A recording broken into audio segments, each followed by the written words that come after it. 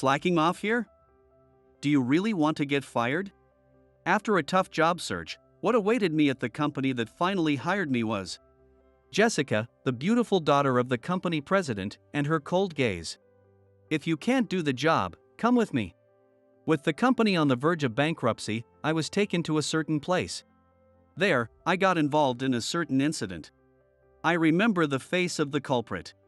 To help Jessica in her time of need, I used my special skills. Little did I know that it would change our relationship. Never expected that the cold Jessica would suddenly change her attitude and get closer to me. Hey, can you stay with me tonight? That's not right. I've told you the same thing before, haven't I? Senior employee Lisa pointed out mistakes in my documents, and I humbly bowed my head. I'm sorry. I'll fix it right away. Honestly, I didn't even know what was wrong. In such cases, it's best to admit fault and apologize immediately. But she saw right through that too. Chris, you think just apologizing is enough, don't you? I'm sorry. See? That's why you can't do the job. Listen carefully this time. This is how you should write it. Lisa's bluntness is one of her defining traits. Once, she even called me useless right to my face. But I actually appreciate her bluntness. It's better than being suddenly abandoned one day, without any warning. My name is Chris, and I'm 25 years old. Currently, I'm working as a clerk at a small travel agency called Anderson Travel. I started working here 2 months and 13 days ago. A travel agency is a completely different world from my previous job. Yet, here I am. Because I was so desperate back then. Chris, why did you choose our company? What do you think are your strengths and weaknesses? Strengths. I'm sorry, I don't know. That's enough. My job search was always like this. I've always been bad at communication, which led to me failing interviews at dozens of companies. In the end, the only company that hired me was Anderson Travel. I couldn't afford to be picky, so I applied to every job I could find, and ended up in a travel agency. But as soon as I joined, I faced the threat of unemployment again. As they hired someone like you, maybe I should start preparing to jump ship too. Jump ship? Job hunting. It's a race to see if the company will go bankrupt first or if all the employees will leave first. Either way, this company's days are numbered.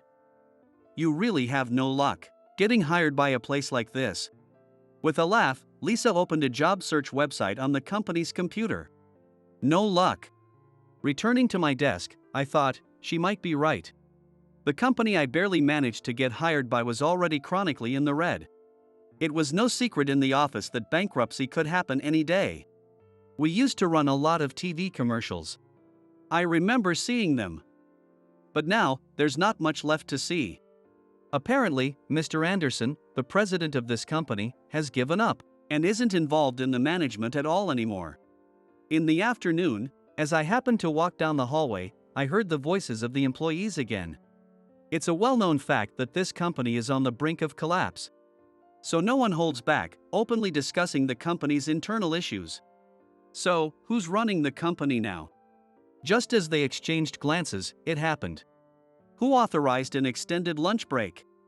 A sharp, commanding voice echoed through the hallway. The employees all jumped in shock. The owner of the voice, walking towards them with the click of heels, was, "State your department and name. This will be noted for the next round of layoffs." The person speaking with such a cold expression was someone everyone knew.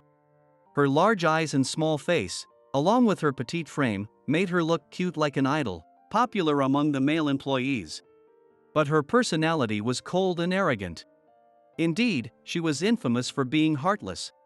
She was Jessica, the only daughter of Mr. Anderson, and the next president of this company, at 28 years old. You all just need to do your jobs. There's no need to think about who's running the company. Or are you suggesting that I can't handle the job in place of Mr. Anderson? No, not at all. It's fine, say it clearly. Just like you were gossiping so energetically earlier. Go on. Jessica peered down at them with an expressionless glare. That was enough to make the employees scream and run away. Only Jessica and I, who had nothing to do with it, were left behind. So, are you slacking off too? Department and name? Her large eyes turned towards me, and I, already weak in unexpected situations, looked down, flustered. Seeing this, Jessica sighed. Just kidding. You're Chris from the clerical department, right? What? I don't know about my father, but I believe it's essential to know every employee's face and name. To determine if they are useful to the company or not, too. Judging from your reaction, you won't understand unless I say it clearly. You belong to the latter category. I knew of Jessica's reputation, but this was the first time we spoke face to face. She was even more blunt than I imagined, and even more so than my mentor, Lisa. She spoke without changing her expression, completely emotionless. If you can't do the job, there's no reason to keep you in the company. Ha!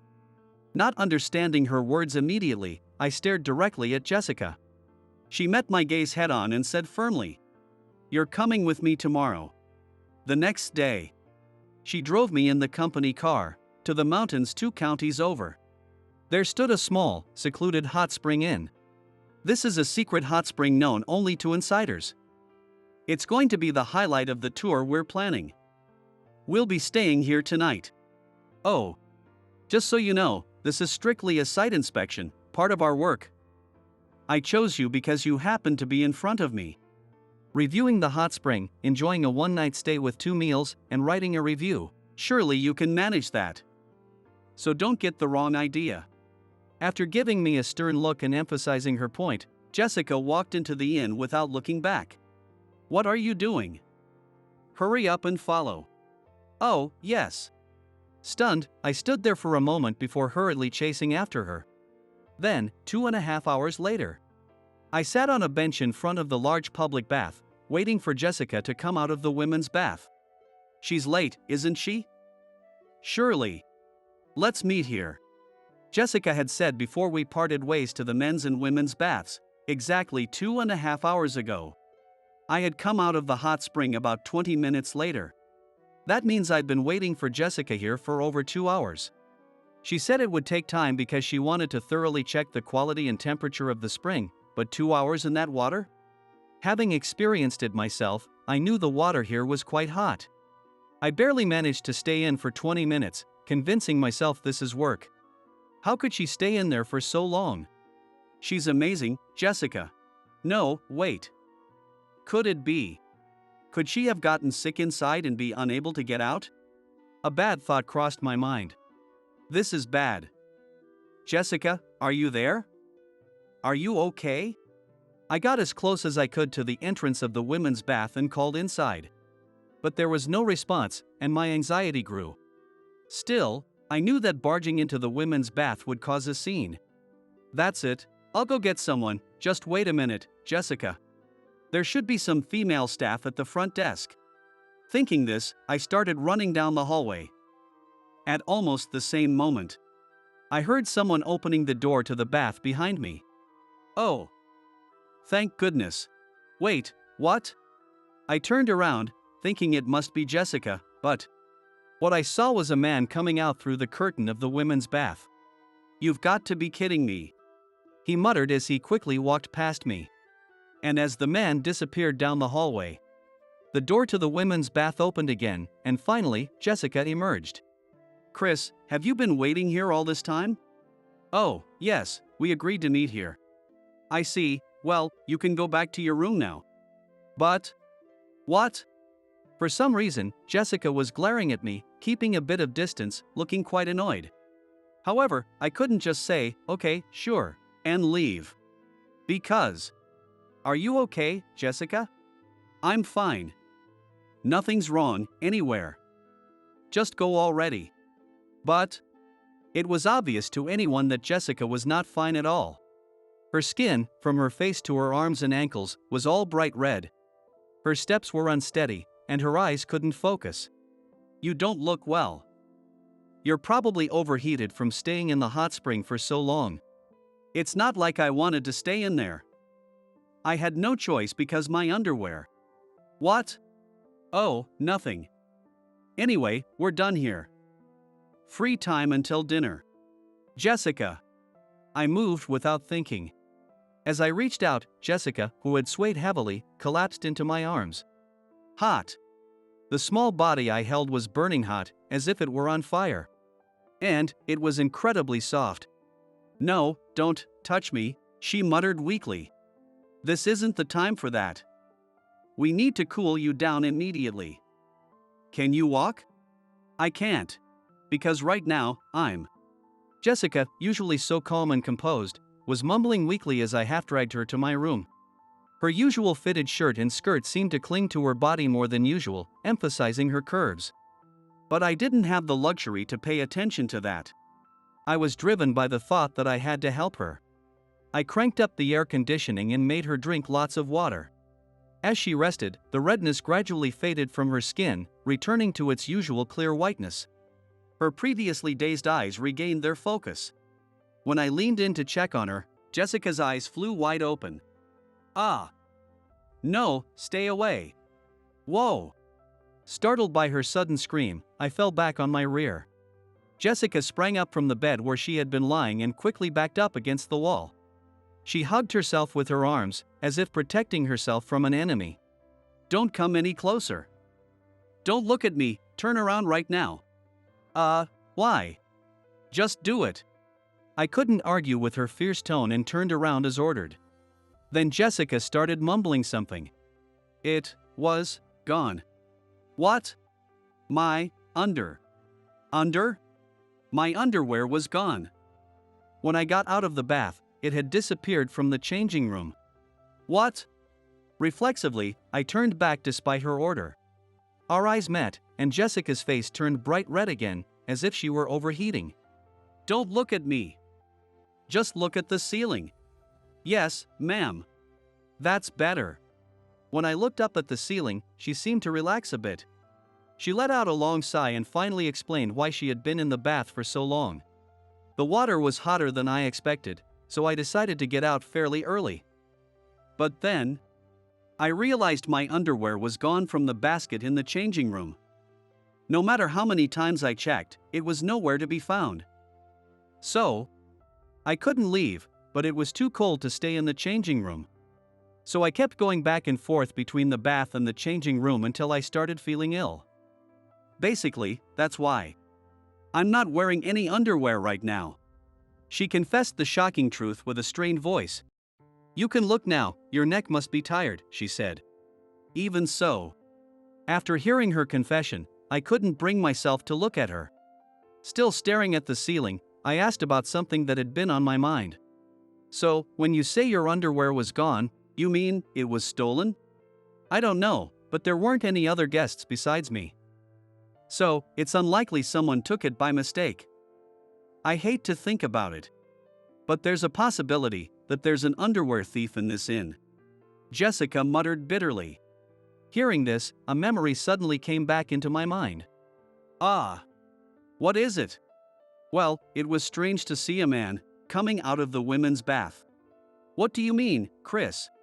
Jessica cornered me with questions, so I revealed it.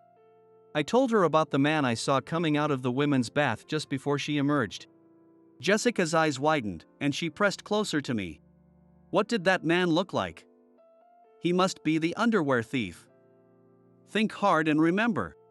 What did he look like? Even the smallest detail. Please, try to remember. As she shook my shoulders, I tried to recall the man's face. I grabbed the pen and notepad on the table and quickly sketched what I remembered. This is what he looked like. The moment I held up the notepad, Jessica gasped. What? She took the notepad with trembling hands and exclaimed in shock. What is this? Chris, I didn't know you could draw so well. Well, it's about the only thing I'm good at. No, it's not just a talent. This is incredible. The wrinkles around his eyes, his teeth, it's like a photo. I had always been good at drawing. Many people had said my drawings were photo-like. But I had my reasons for not taking those words as compliments. And this outfit, isn't that the inn staff uniform?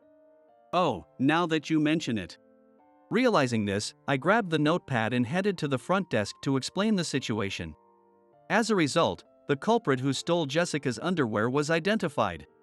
Indeed, it was a male employee of the inn. He had snuck into the women's bath to commit the theft but couldn't leave because I had been waiting outside the bathhouse.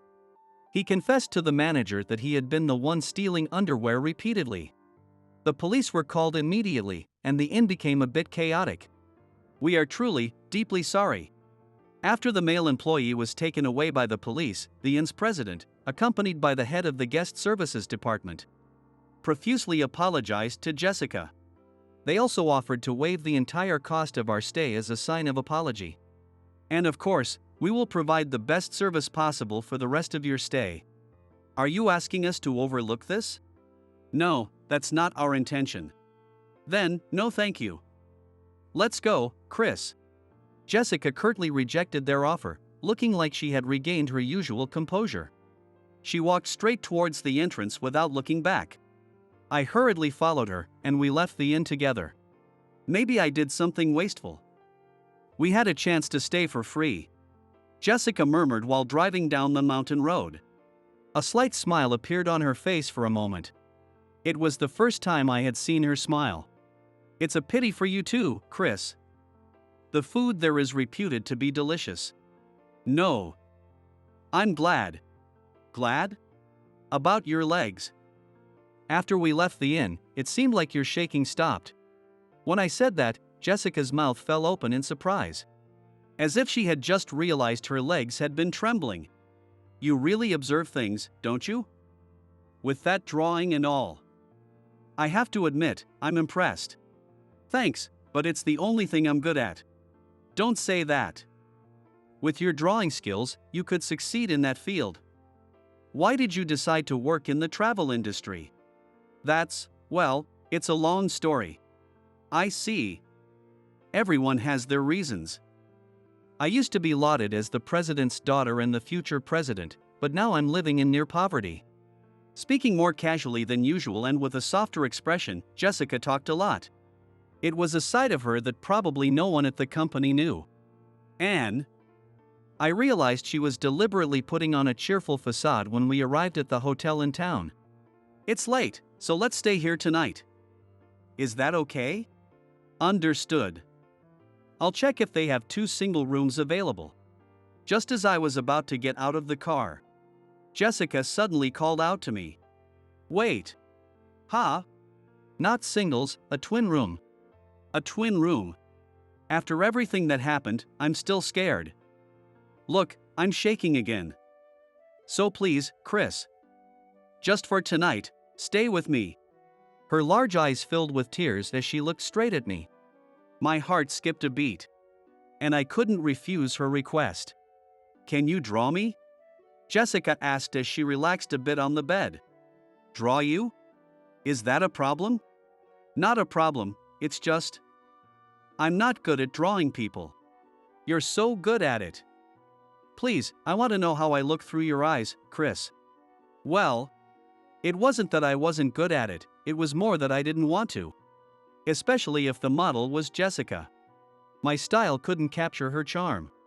But, all right. I picked up the notepad from the side table and began to draw. After about 3 minutes, I stopped and handed the notepad to Jessica with a stiff expression. Here you are. Wow. Is this me? Her eyes sparkled as she stared at the drawing intently. I had drawn her smile from the car. It was the most memorable expression I had seen that day. But I wasn't satisfied with the piece at all. That's not my drawing. Huh? What are you talking about, Chris? I just saw you draw it.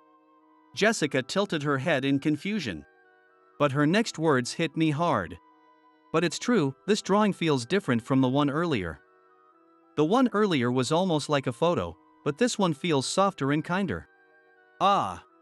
She had hit the mark. I had intentionally changed my style, and Jessica had noticed. I mimicked someone else's style for this. It's not my drawing. Is it?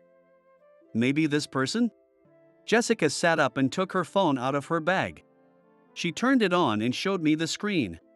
Displayed on it was, an artist painted this for us a long time ago. It's my father, my mother, and me as a little girl. Isn't it beautiful? Yes. I was captivated by the perfection of the painting. The three of them, facing each other, laughing joyfully. A moment of family togetherness captured in delicate, intricate watercolors. So soft and gentle that it made anyone who saw it smile. This painting always kept my family together. No matter how bad our fights were, just looking at this painting would bring back gentle feelings. We faced many crises, but this painting kept us from falling apart. Now, I keep it as my phone's wallpaper. And it comforts me whenever I'm going through tough times. Chris, the way you drew me looks a lot like the way I'm smiling in this painting. Did you learn to draw from this artist by any chance? No, that person never taught me to draw. In fact, I hardly remember talking to him, because he never showed any interest in his own son. Jessica fell silent, shocked. Your father is? Yes. I'm the son of that artist, Robert. Robert, the watercolor maestro, is known by everyone. He's won numerous prestigious awards internationally, and his paintings often fetch millions. Such a great man, but as a father, he was far from great. His delicate, gentle artistic style was the exact opposite of his stern, often harsh demeanor. He was taciturn and difficult, always frowning and locked away in his studio. He never took care of me, never took me out to play, and I don't even remember him smiling at me. As a child, I often felt sad, thinking my father loved his paintings more than he loved me. And yet, in the end, I followed in my father's footsteps. Did you love drawing? I don't know. But I couldn't imagine any other path. Maybe because I wanted my father to take care of me more than his paintings, I ended up watching him all the time. Naturally, I decided I wanted to draw for a living, and after graduating from art school, I got a job as an illustrator. But it led to the biggest disappointment of my life. They're just riding on their father's coattails. Such a letdown. Those words still echo in my mind. In the end, this setback caused me to leave the company, and at the same time, I vowed to myself, I will never draw for work again. My father truly is great. I realized at my previous job that I'd never be able to draw like him, no matter how hard I tried. The best I could do was mimic his style. We're the same, then. I wanted to be a businessperson like my father. At some point, Jessica had lain down on the bed, looking at me. In her hands, she held the portrait I had drawn, cradling it carefully. I wanted to expand the company, be respected by many employees. I always wondered how I could become like my father. One day, he told me that a great businessperson can control their emotions. No matter how happy or sad you are, you shouldn't show it in front of your subordinates. Jessica had followed this advice from her revered father to the letter, to the point where she couldn't genuinely smile anymore. Do you know my nickname? It's the Ice Queen. They say I'm always expressionless, never showing what I'm thinking, and it scares people. Instead of being respected, I'm kept at a distance, and my management isn't going well. I've been so frustrated. I ended up taking it out on everyone around me. I'll never be like my father. She crumpled her face into a bitter smile. Then she held up my drawing. I love your drawing, Chris. It encourages me, makes me feel like I can still smile like this. As she spoke, Jessica changed her expression. She lifted the corners of her mouth and narrowed her eyes, mimicking the smile in the drawing. Her smile was awkward but kind. Do you really see me like this, Chris? My heart started pounding and my face grew hot. Yes. I think you're beautiful. You should smile more often, Jessica. Really? She looked at me with wide eyes, surprised by my answer. That's not really an answer, Jessica said with a soft laugh, her first genuine laugh. But, if you say so, Chris, I'll try. I'll start by smiling more often. This time, she smiled even more naturally. Then she yawned widely and, still smiling, closed her eyes. I'll go to sleep now. Good night, Chris. Yes, good night. I dimmed the lights and lay down on my bed. But that night, I couldn't sleep at all. Every time I closed my eyes, I saw Jessica's gentle smile. After that night, Jessica began to change. She started smiling more at the office and proactively communicating with the employees. At first, the employees were confused, but they gradually accepted her new, expressive self. A sense of unity grew within the company, with everyone determined to overcome the business crisis together. And there were other changes as well. "Chris, did you see? The response this time is amazing. You're our company savior." "Ahaha, thanks." I responded with a wry smile to the praises from those around me. Recently, I had transferred from the administrative department to the advertising department. This was at Jessica's strong recommendation. She had bowed deeply, asking me to save the company from bankruptcy. "Chris, your drawings always catch attention. I know what happened at your previous job, but I still want to ask you. Please, this is my plea." With such earnestness, I couldn't refuse. Breaking my vow to never draw for work again, I took on the task of designing the brochure. As a result, Jessica's prediction was spot on.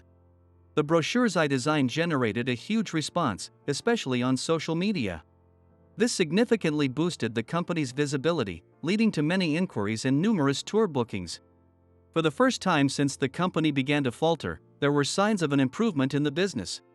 "Thank you so much, Chris. It's all thanks to you." Jessica, now able to smile naturally, came to the office to express her gratitude. Her bright smile filled me with a warm feeling, a feeling I recognized as happiness. Jessica was happy because of my drawing. Acknowledging this happiness, I also felt a complex mix of emotions. It's not because of me. Jessica must have realized it too. I was deliberately drawing in my father's style. And another reason for the attention was that the brochure was designed by the son of the famous artist, Robert. "You're just copying scenes.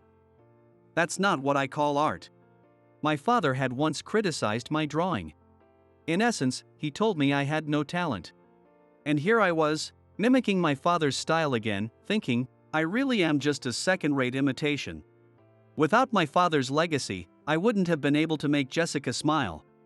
The more praise I received, the more I lost confidence as an artist. Then one day, an unexpected visitor came to see Jessica. "Listen. If our company's designer handles it, it's guaranteed to go viral. Why not give it a try?"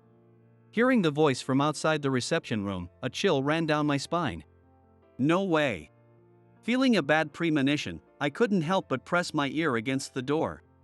Then, I heard Jessica's firm voice resonate. "I've said it many times, but no thank you. I don't know anyone more talented than him. If he is as excellent as you say, why not use him at your own company?" She was smiling. But I could tell she was definitely angry. Even through the door, I could imagine Jessica's demeanor vividly. As I hesitated with my hand on the doorknob, the door opened from inside. "Sorry to bother you when you're busy, Chris. This gentleman says he knows you. Could you confirm?" "Yes." I stepped into the reception room and lifted my gaze. That's when I realized my bad feeling was right. Of course, it's Kevin. "Hey, Chris. It seems like you're doing pretty well. But it's all thanks to your father. You're still riding on his coattails." The man grinning at me with an obnoxious smile was Kevin, a former colleague from the design company where I worked. He was in the sales department and the one who had cemented my downfall. Back then, I was struggling with my work. Even though I was hired as an illustrator, every time I was given a task, my boss, Eric, would reject it, and the reason was always my father. "Your realistic drawings are excellent, but our clients want warmer illustrations. Like your father's, for example." Yes. Everyone at the office knew that my father was a world-renowned artist. Even if they didn't say it outright, they all expected me to draw like him. The gentle and warm illustrations, like my father's, which I struggled with. Those expectations gradually pushed me to the edge. And Kevin had noticed my struggle. "Hey, Daddy's boy. Is it true you got the job because of your father's connections?" From a certain point, Kevin began to persistently pick on me. Daddy's coattails. A huge disappointment. The only failure of the great Robert. Every time we crossed paths, he would throw those words at me. Eventually, I lost confidence in the one thing I thought I was good at: drawing. My spirit broke completely, and I left the company as if running away. I saw the brochure, Jessica. It's just a rip-off of Robert's work. He's only getting away with it because he's his son, but eventually, complaints will come in. You should change the person in charge before that happens. Replace him with someone truly talented. Not just writing on their father's fame. Ah. Kevin was always good at hitting where it hurt. My father, who was indifferent to his child but strict about art. He must be furious right now, knowing that I've been imitating his style without permission. I started feeling that way. I worried that I was causing trouble for Jessica, who was working hard to protect the company. He might be right. Chris? As I lowered my gaze, Kevin, anticipating this moment, spread his documents on the table. Here are some designers I highly recommend. They do honest work. And Kevin eagerly introduced his company's designers. But Jessica interrupted him. No, thank you. I have no intention of changing the person in charge. What? You think his drawings are plagiarized? What exactly are you looking at to make that judgment? You must be blind. What? Kevin's face turned red with anger as he jumped up from the sofa. However, Jessica stood up before I could react. She grabbed the brochure from beside her and thrust it in front of Kevin's face. This is a combination of Chris's realistic illustrations and the techniques he learned from Robert. In other words, it's a piece only Chris can create. We welcome any complaints, even from Robert himself, because I will give the same explanation. So, there's no need for your unnecessary concerns. Jessica. Her bold declaration blew away the anxiety that had been clouding my heart. I wasn't just a second-rate version of my father, I was creating something only I could. And more than anything, I wanted Jessica to recognize that. You'll regret this. You'll wish you had cut ties with him later. With that parting shot, Kevin stormed out of the reception room, his shoulders bristling with anger. After the door slammed shut, Jessica looked up at me and smiled brightly. Don't worry. No matter what happens, I'll protect you, Chris. Thank you. It was a somewhat complicated declaration for a man to hear. And a few days later, Kevin made his move. This was delivered to me anonymously this morning. Jessica said as she handed me the document. As soon as I read it, I felt a shock that darkened my vision. Because it was. The document accused me of having relationships with multiple women simultaneously. It also claimed that Chris was embezzling company funds. These accusations detailed my supposed wrongdoings. That's not true. I know. I know your character better than anyone.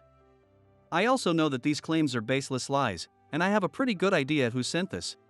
Kevin. I had the same suspicion as Jessica. Kevin's aim was not to damage my social standing but to undermine Jessica's trust in me. I considered keeping this to myself and not telling you. But I couldn't. Why not? Because it made me so angry. It infuriated me to think that you, who saved this company, were being disrespected by such a despicable person. Jessica. Jessica clenched her fists, her voice and expression tinged with anger. At the same time, I saw tears welling up in her eyes, and I knew exactly what I needed to do. Let's fight back, Jessica. Chris, actually, I was thinking the same. But how? I have an idea. An eye for an eye. Jessica tilted her head in confusion at my words. The next day, I placed something I had prepared overnight in front of Jessica. Is this a photo? If it looks like a photo, then our plan is almost successful. We should send this photo to Kevin's company. Wait, this is a drawing? Jessica's surprise was understandable. What I had prepared was a drawing that I had painstakingly made to look as close to a photograph as possible. Using all my skills, I created a piece with a level of detail that would fool anyone at a glance. For the first time, I felt grateful for my talent in realistic illustration. If we run it through a copier, they won't realize it's a drawing. Amazing, but the people in this, who seemed so close, could it be? Yes. Kevin and some female colleagues from our previous company. Unlike Kevin's baseless accusations, this is based on fact. I simply drew what I saw and remembered. Hearing this, Jessica gasped. Oh. I've heard of this before. Chris, could it be that you have a photographic memory? Yes, I nodded at Jessica's words. A photographic memory. It's the ability to instantly and vividly remember and retain everything seen. Since I was a child, I had an exceptional memory that astonished adults. I only learned it was called a photographic memory when I was about to enter the workforce. Once I see something, I never forget it. Even scenes I wasn't particularly interested in, I can recall and draw from memory. The one who had relationships with multiple women at the same time, as depicted here, is Kevin. Jessica didn't doubt my confident statement for a second. Following my suggestion, we ran the drawing through a copier, compiled it into a document, and sent it anonymously to the design company where I had previously worked. The results were beyond our expectations.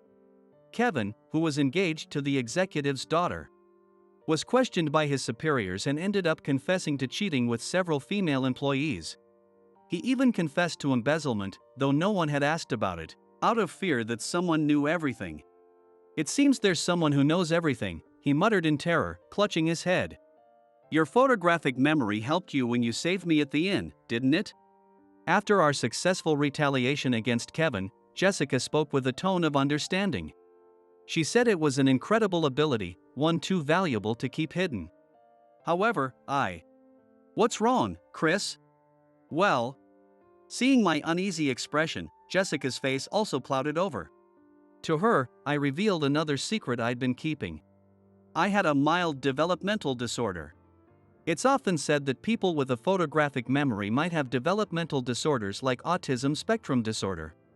I was one of them. Since childhood, I had difficulty communicating with others and struggled to keep up with school lessons. Even after getting a job, I had trouble understanding work instructions. Coupled with the extreme memory from my photographic memory, I was often seen as an oddball and spent most of my time alone. So, I knew that having a disorder would eventually be found out, even if I tried to hide it. So at least, I wanted to keep my photographic memory a secret. That's what I thought when I joined this company. And yet, you helped me. Suddenly, my hands felt warm, and I looked up. In front of me, Jessica was holding my hands gently and smiling. Thank you so much. Your talent saved me, Chris. Really? Yes, talent. A truly remarkable talent. It's because you, Chris, who can use it correctly without flaunting it, that you were gifted this ability by God. A wonderful talent. I had never thought of it that way. I had always believed that having a photographic memory meant living a life with more difficulties than others. I had even come to resent it, seeing it as a burden. But Jessica praised it as a talent. Is it really okay to think of it as a talent? To be proud of it? Of course. I fully support you. Jessica smiled brightly at me, and her figure blurred as tears filled my eyes. For a while, I couldn't stop crying as she held my hands. After that, Kevin, who confessed to various misdeeds, had his engagement called off and was fired from the company. Incidentally, I also learned the reason why he had driven me out of the company. It was jealousy. He was supposed to be in the spotlight as an elite graduate from a prestigious university, but he was annoyed that I, the son of a famous artist, received more attention than he did. Now, rumors about him have spread throughout the industry, making it extremely difficult for Kevin to find a new job. I continued to be heavily involved in designing the brochures, further increasing the company's visibility. With the hard work of Jessica and my colleagues, the company is now stable and profitable. As a result, Jessica, who had tirelessly protected the company, officially took over as president. Under the leadership of the new, capable president, the company is expected to continue growing. And today, I'm facing a momentous occasion. It's quite a turnout. A voice called from behind me, making me turn around. There stood my father, someone I half expected wouldn't come. Dad, you came. I finished my work for now. He replied gruffly, holding the invitation I had sent him. Today was the day of my first solo exhibition. Through persistent work, I had gained recognition as an illustrator named Chris, not just as Robert's son. Finally, I had been invited by an art gallery to hold my own exhibition. It's late, but I'm sorry for imitating your style without permission. Thanks to my father's presence, I was able to confess what had been weighing on my mind. His response was just one word. Good work, Dad. That one word was enough. In fact, I had already learned from my mother about his true feelings. My father had always struggled with social interactions, and after learning about my developmental disorder, he didn't know how to relate to me and became more withdrawn.